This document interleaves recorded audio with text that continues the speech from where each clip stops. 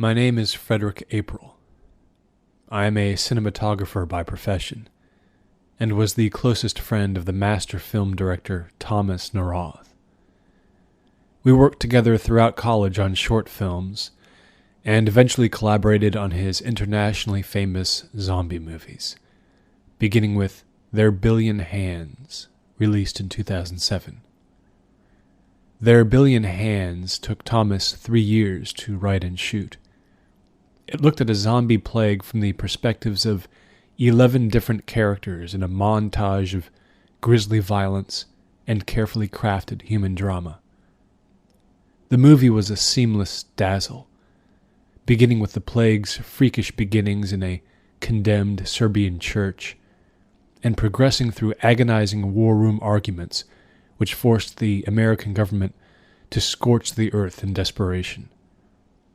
From a paranoid senator with early signs of Alzheimer's to a woman whose hopes for freedom from an abusive husband were pinned on the growing chaos, the characters felt real, and their points of view felt unique. Thomas's ultimate thesis was that mortal fear, global upheaval, and anarchy were the universe's naturally cleansing agents, both historically necessary and irrevocable. It was his pure expertise with cinema, though, that offered the moment-to-moment gruesome thrills.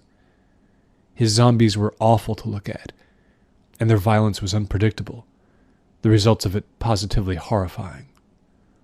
The camera had never had such dark fascination with zombie violence, and the threatened humanity of those who were forced to engage in it. The ending left viewers queasy with its gore even as it compelled them with its opulence of imagination, as hundreds of the living dead sinking into the ocean grabbed vengefully at the flailing survivors of a gunboat wreck. With this film, Thomas Narnia launched himself to success and stardom, having produced a masterpiece in a genre he had no real interest in, other than for its metaphorical value. It became clear to me during the filming that this was a man who could make any story into something memorable through the force of his intellect and his great observation to detail.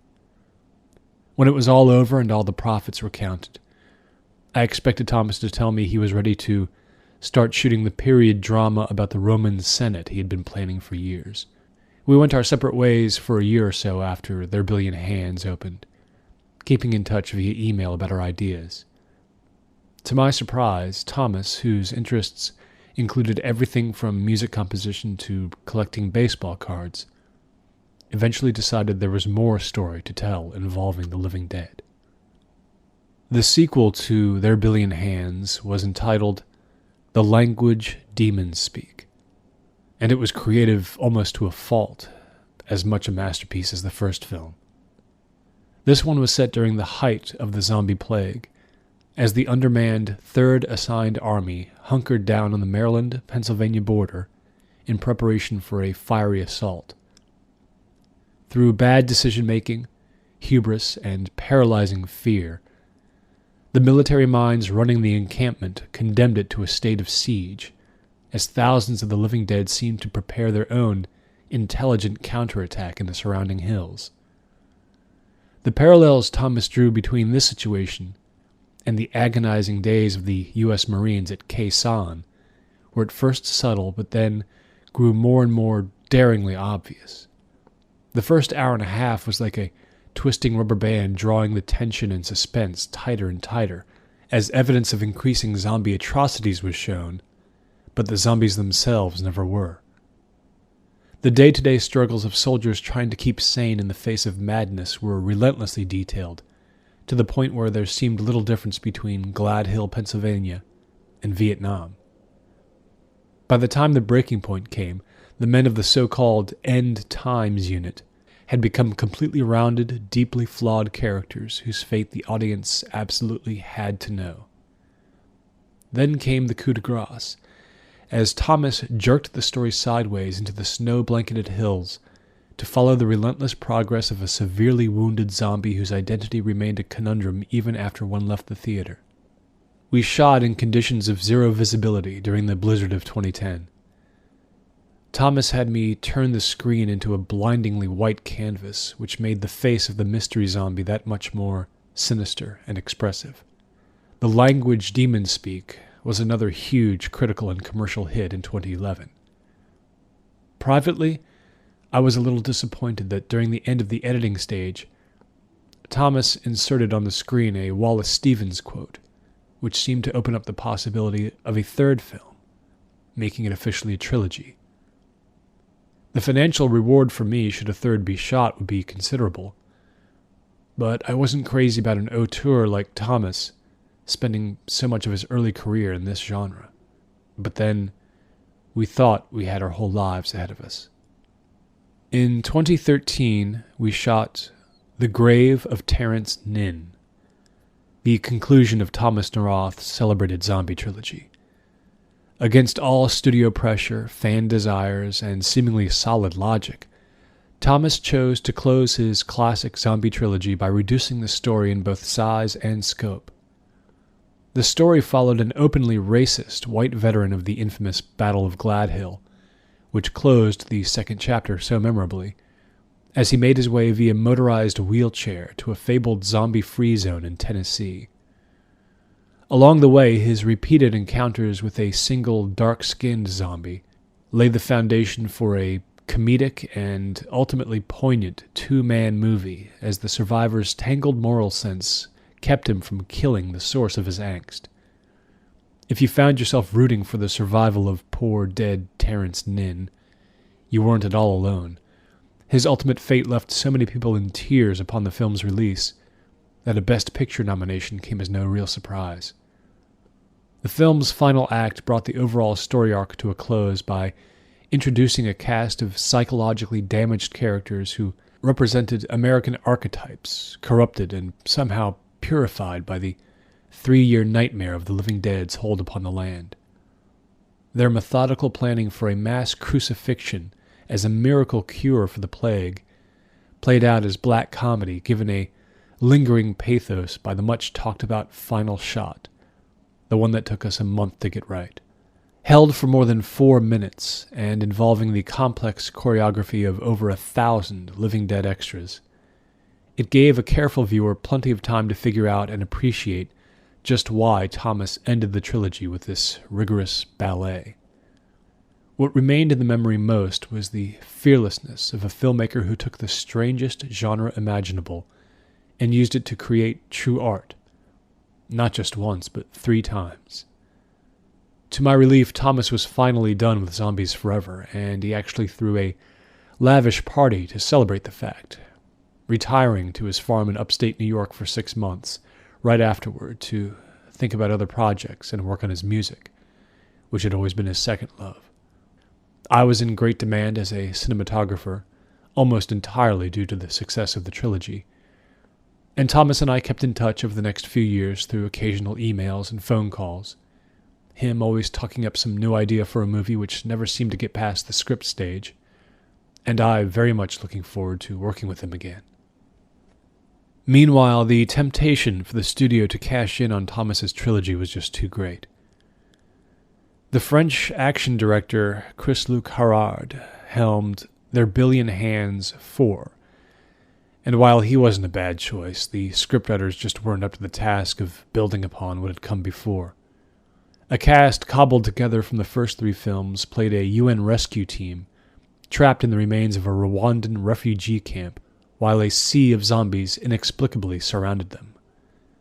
A week-long project to tunnel to freedom turned into a year of mysterious indecision as the tunnel became a never-ending maze from which no one seemed to have the courage or even desire to emerge.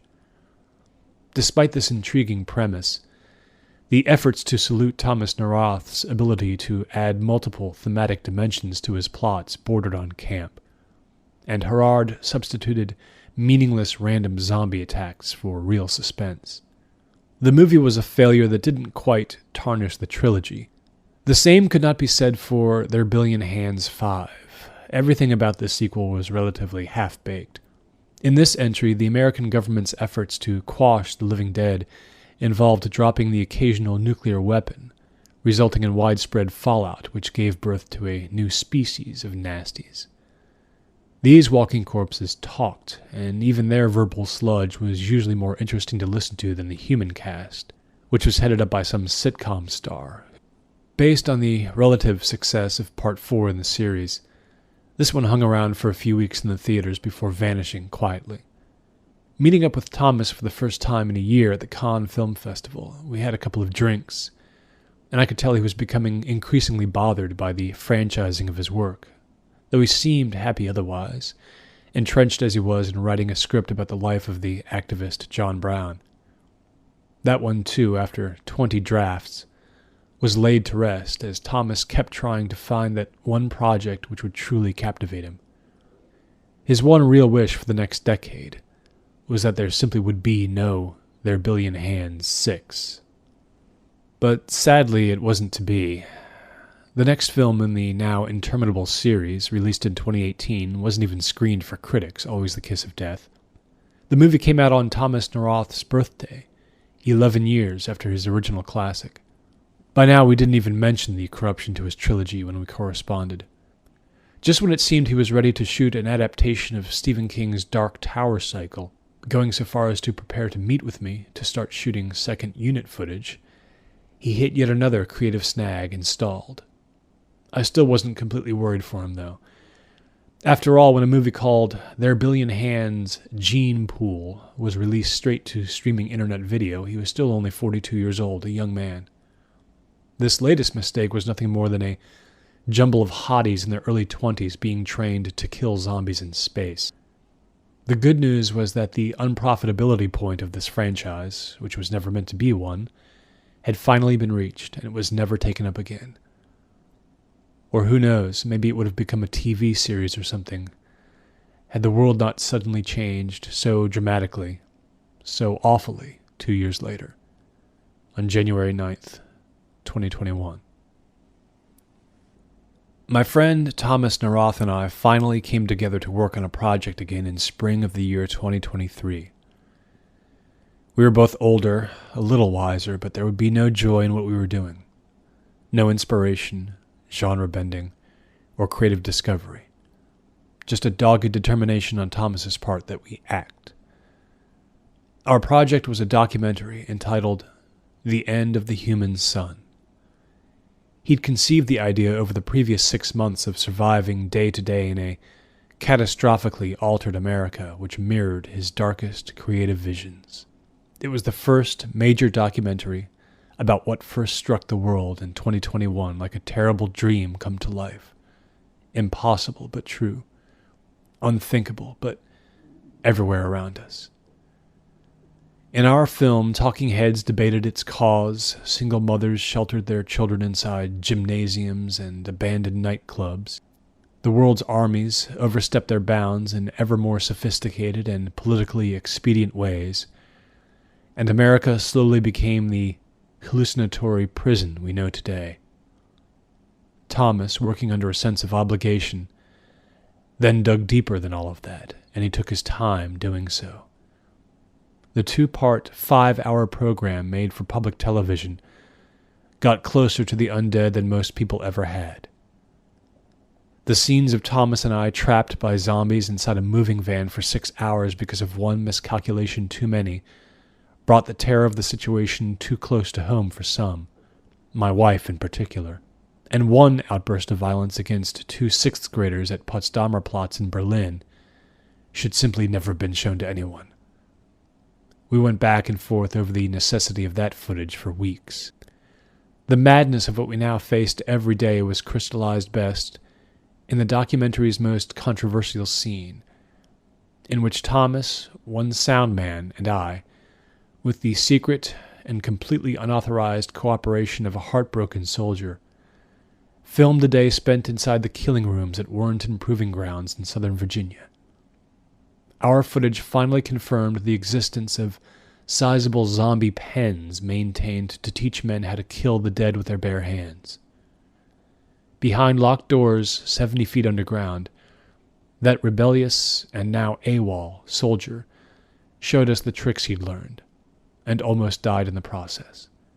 For the first time, Thomas Narath was seen on screen, gaunt and unable to smile, A very different man from the gregarious chap who had made the definitive fictional version of the phenomenon which would later destroy us. In the editing room, I was compelled to watch one particular moment dozens of times. We were in the rural house of a woman named Ellen Sheegan, interviewing her about the death of her husband. She was in the middle of responding to one of Thomas's questions when our sound man, Enzio Cardinale, could be heard in the background saying, I'm sorry. Please listen for a moment." The camera kept rolling as we all fell silent. At first there was nothing, but then we heard a soft thud from downstairs. Ellen Sheegan looked at the four of us in the room and asked if anyone had left a door open downstairs. Enzio started to leave the room and the sound went dead. I lifted the camera and followed him to the top of the staircase. Enzio called out but got no response. It was at that point that I briefly swung the camera around to see if Thomas was behind me. The expression on his face was one of such sorrow, such exhaustion, that I found myself watching that moment more than any other in the film. He had reached his breaking point. Downstairs in Ellen Keegan's house, a deer had actually wandered in, not something terrifying at all. It didn't matter, though, the damage was done. None of us could focus for the rest of the night. We eventually got the full interview, for whatever it was worth. With the country torn apart physically and psychologically, and every fourth person unable to function normally due to undiagnosed shock, it was questionable what could be gained from watching the end of the human sun. More likely future generations will, if we ever emerge from our ongoing nightmare, clamor to it as a professional, thorough, and riveting document of madness. But today it feels to me, despite its technical excellence, nothing more than redundant, masochistic punishment. It took Thomas and I a year to shoot it.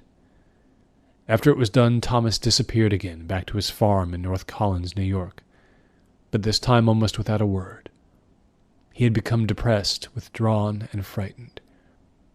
He realized that he might now not ever get the chance to direct a movie he truly wanted to, that he would forever be identified as a horror filmmaker and nothing more. More importantly, though, of course, he feared for the safety of himself and his wife. Our brushes with danger during the shooting of The End of the Human Sun had damaged him more deeply than any of us realized. I wouldn't see my friend and colleague again until November 9th, 2025. Last summer, a director named Aaron Loomis released a documentary about his life, entitled The Mirror in the Barn. It began with his wife's recollection of how Thomas would, most mornings on their later stays at the farm, walk down to the bank of the pretty little creek nearby to work on a song, but come back with sketches of zombies. Such was the curse, the documentary explained, of good-hearted Thomas, a poet and musician who long ago had an idea for a story about the living dead and a faithful connection at a small movie studio. His wildly successful zombie trilogy made him rich and famous, then doomed him to remorse, as real-life events cut off all escape from his old identity. The accolades he won for his work made studios line up to offer him the freedom to try something new, but he never did. For years after the apex of his career, he lived contentedly with his wife on 12 acres of farmland, largely indifferent to the taint that other men's shoddy sequels cast upon his trilogy. Then came 2021, and he was forced, like the rest of us, to watch the cruelest fate imaginable descend upon the earth. In The Mirror in the Barn, his wife, Donna, described the onset of his depression in a voice that seemed cloaked with a permanent soul sickness of her own. In December of 2023, Thomas's niece was severely burned trying to evade an attack during her birthday party. And just a day later came the Golden Gate Bridge disaster. But the fact that reanimated corpses had actually come to threaten humanity was somehow no more disturbing to Thomas than the belief that his imagination had betrayed everyone who had watched his work, that his imagination had insulted the gravity of the new situation. At one time utterly convinced that his vision of a hypothetical apocalypse was the definitive one, the truth that real zombies were 10 times more terrifying, the havoc set loose on his country 20 times more surreal, brought paralyzing guilt to his heart. There was no comic relief, no thematic subtlety, no art to the real carnage. He had been caught playing imagination games. Good ones, everyone had always said, with something whose reality left no room for such hubris.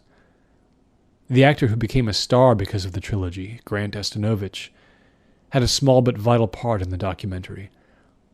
A sadly suspenseful 8 minutes of screen time were devoted to him tracking down an old videotape of he and Thomas drunkenly musing on the mind-bending cause of the real plague, at the end of which Thomas broke down in tears over the inadequacy of his trilogy to depict the simple, nightmarish truth of a real zombie's face. As the plague raged on, he spent entire days not filling up notebooks with movie ideas, as he once did as a man in his 20s and 30s, but with tireless zombie watching, a pair of binoculars and a sketchbook ever present. Most chillingly, Thomas's last possessions were found to include a letter from an Arkansas woman who accused his very artistic presumption of bringing the dead down upon us. It seemed no matter where he turned, he was reminded of the way his art tried to imitate life, but instead could only produce an embarrassing facsimile, once revered and later scorned. It wasn't surprising that his depression reached its nadir shortly after the completion of The End of the Human Son. I still remember the writhing, headless surgeon shown in the opening shot of that film, and probably so do you. It's understandable one might recall that and yearn to burn every frame of Thomas's 3 epics in pitiless frustration. Toward the last days of his life, Thomas disowned those works, and found strange solace in repeated viewings of the last 3 sequels of the Billion Hands series, whose B-movie silliness offered an escapist release from the horrors going on outside his window. He told me over the phone that this was the way he should have made the stuff from the beginning, dumb and harmless. With Aaron Loomis's documentary, at least, his humanity was finally somewhat detached from the awful legacy of the time of the living dead. There are some facts about Thomas's death which Ms. Loomis would certainly have wanted to include in her admirable work, and which only I was privy to. I'm speaking here of what happened on November 9th, 2024. I will describe here the incident as best I can, for therapeutic reasons mostly.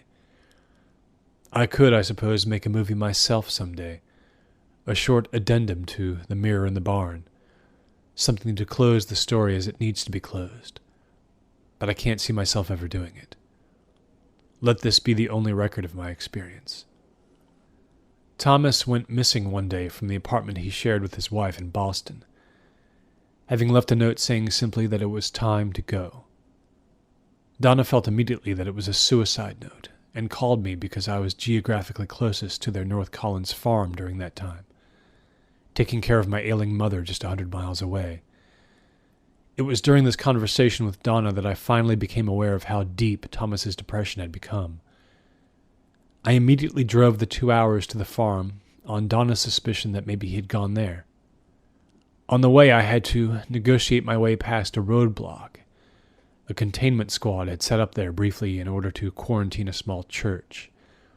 There were 3 jeeps parked outside of it, and 2 CSNs were standing and smoking on the steps of an adjoining gift shop, which sold handmade crafts and foods. They peered inside intently while one man spoke into a radio. In a sloping field behind the building, 2 more CSNs were walking towards someone who was strangely sitting in a wooden chair, all alone and facing away from the squad, about 100 yards away, right there on the grass. They had their guns ready. I looked away, anxious to not see. The road ahead was marked with a yellow sign, meaning that it was for the moment passable only in the case of an emergency. I explained bluntly to one of the CSNs what my emergency was, and he let me through. Between then and my arrival at the farm, I had one frightening moment.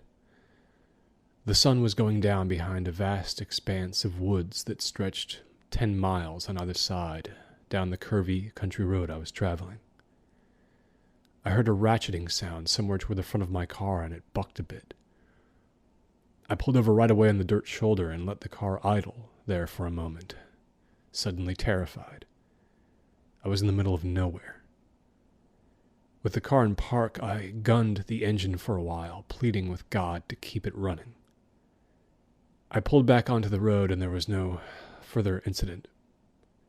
Looking to my left and right at the darkening woods as I drove, the thought of getting stuck there and not being able to see what might be around me sunk into my brain and nested there for the rest of the journey.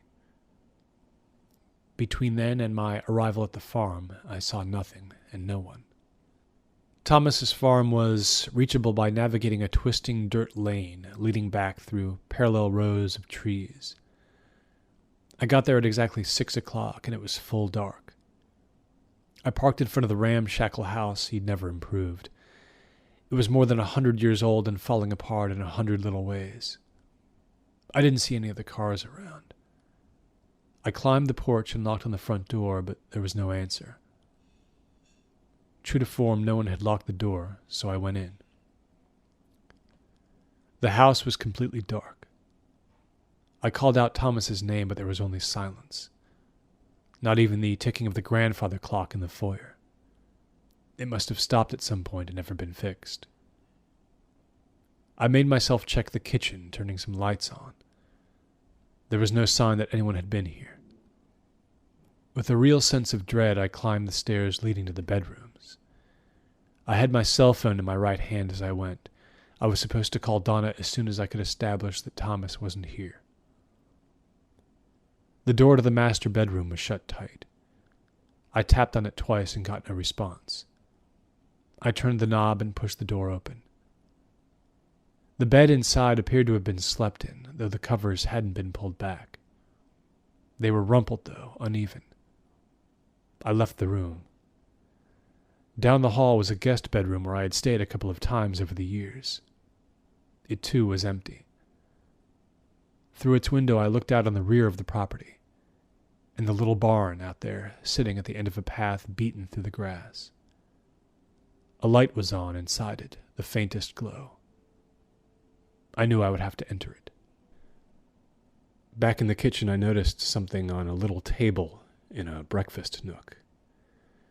Beside a vase of flowers, there was a small clump of dirt and grass, obviously from outside, sitting on the table's wooden surface.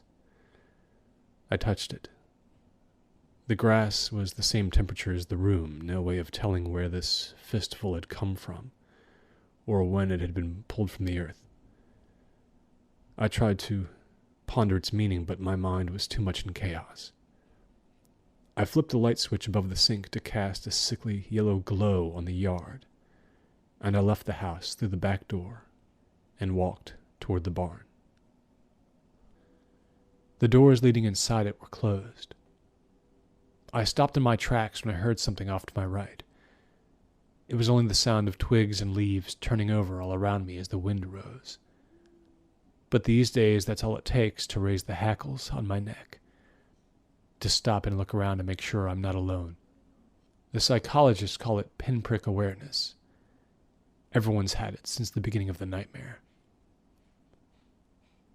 I had to really put my shoulder into pushing the barn doors inward. The light was from a lamp set on a rickety wooden table, the one where Thomas sometimes set his laptop when he was composing some music out here. A car was parked inside the barn, a relatively new Volvo I hadn't seen before. Its driver's side door was open. I moved around to the front of the car and looked inside. The keys were in the ignition. There was nothing and no one in the passenger seat or the back seat. I slid behind the wheel. The keys were turned to the on position. I switched them back and tried to restart the car. Immediately I recognized the sound of an engine completely starved for gas. I got out of the car, shaking. I went around to the back of it and saw what I had been dreading. There were swatches of cloth, torn up bath towels, it turned out, jammed into the exhaust pipe. I wondered how long it would have taken Thomas to die if he had remained in the car, if the asphyxiation would even have worked, given the size of the barn. I just didn't know. Maybe he had given up. Maybe it had come to nothing and he had left the barn. I turned off the lamp and plunged the barn into darkness, and then I left it. I staggered back to the house, crying, the tears freezing on my cheeks, and I entered the kitchen again. I crossed through into the dark dining room and slumped in one of the stiff-backed wooden chairs around the table, hanging my head, squeezing my eyes shut. After 5 minutes like that, I looked through the wide picture window at the little barn in the distance, at the leaves rolling across the grass, at the tiny stripe of purple over the horizon. I had left the floodlight on, showing me dead grass and skeletal leaves. I called Donna and told her that Thomas was not here at the farm. I told her I would drive to her tonight and that we would figure out what to do next. Then I actually put my head down on the table, enclosing it in my arms like a child at school disciplined for being bad. And I sat like that until I was overcome by fatigue. And it was right there that I fell asleep. Or rather, my brain knocked me out to protect me for just a little while from stress and fear. I was out for a little more than an hour, I think. When my eyes opened, I at first didn't even know where I was, but then it all came rushing back to me. How I was the only human being for a mile in any direction, searching for my friend. I raised my head and looked at the pictures on the wall beside the dining room table, trying to focus. Donna had painted these in happier days, images of the countryside in summertime. My arms tingled uncomfortably, and I looked down to see the short hairs on them were standing on end. I felt a presence nearby. Nervously, I called out Thomas's name. There was no answer. I turned then and looked straight ahead through the picture window, out onto the land behind the house. Thomas Naroth stood on the cold back lawn of his old farmhouse, perfectly still in the floodlight's pool of weak yellow and orange, looking back at me through the window. He wore a red flannel shirt, tattered slacks, black tennis shoes. I cannot say how long he had been dead, but it had been more than a day, certainly. Even from a distance I could see that his head had become grossly enlarged and misshapen, as had his hands, which were now twice the size of a normal man's, the fingers almost like tentacles. His feet, too, were undoubtedly severely bloated to the point where he would have trouble balancing on them. One of his arms, his left, was raised high above his head and cocked strangely, but utterly without intent. His muscles had spasmed and completely locked that way, so that the arm was nothing more than a useless branch protruding from him, rigid, immobile. His hair, instead of falling out, had already sprouted and grown much longer than he had ever worn it in life. It was completely gray and hung down in front of his blackened face, which was now unrecognizable, his features mutated and pushed outwards as if a tiny explosion had occurred inside his skull. The face had, predictably, begun to split raggedly down the middle, the flesh hanging loosely and messily as if pasted on. In another 2 or 3 days, the thing that was once Thomas would begin to claw at that flesh, and it would slide off the skull bit by bit. By then his entire body would have bloated to the point of bursting his clothes, and on day 6 or 7 it would start to collapse back in on itself. First his ankles would shrink and become too spindly to support his weight, and he would fall to the ground, never to rise again. His entire lower body would shrivel, day by day, until his waist was half the circumference it used to be, and his vital organs would detach and settle into his stomach, puffing him out there. At that point, all that would move would be his head and his arms, reaching out to sink long, curling fingernails into anything that passed. Those fingernails, now an inch long, would grow to a length of 5 or 6 inches if nothing stopped them. His eyes would be sunken so deep into their sockets that it would seem as if he had none. His head, becoming something more like a rotting pumpkin, would weigh so much compared to the rest of him that his neck wouldn't be able to lift it anymore. Finally, his movements would simply cease, and he would be no more. For now, though, he stood, 80% blind, 80% deaf. He seemed to see me, but this wasn't possible. If he had seen me, he would have walked forward, sensing that a living thing was nearby. He would try to kill me by strangling me with his one working hand, and because he was unable to control the intensity of his grip, he would keep tightening it until my throat was completely crushed and the remnants of his own brain began to burst.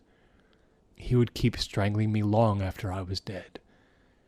The sheer effort of it would cause his body to rupture in a dozen places, and his blood would pour out of them as if through a paper bag, and he would cease to be just as I had, until I myself began to rise.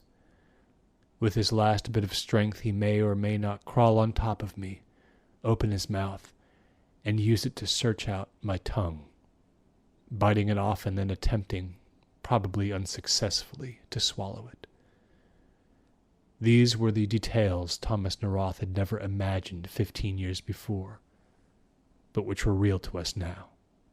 I got up out of my chair and I looked at him through the window, placing one hand on the cold pane. He didn't move. The wind rocked his body gently.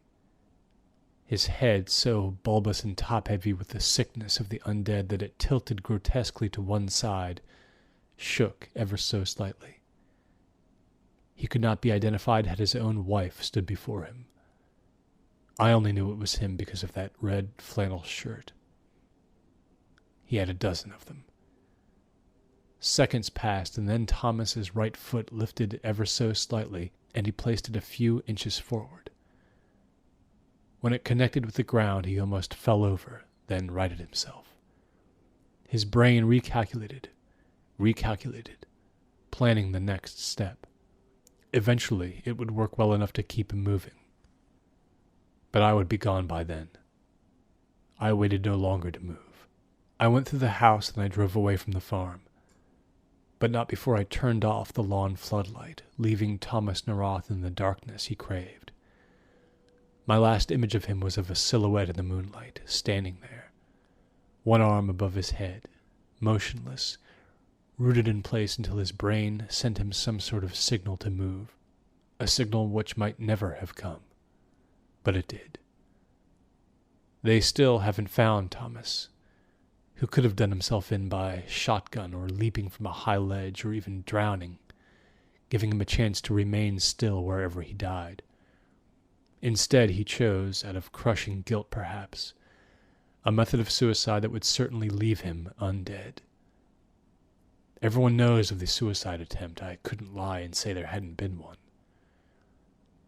I saw Thomas 9 days ago, and by now peace has come for my friend, surely. Donna obviously suspects I hold a secret I'll never reveal, not to her, and certainly not to anyone else, least of all a once ravenous movie-viewing public to whom the word zombie, at one time a source of entertainment and intrigue, has instead become the blackest profanity the universe has ever borne.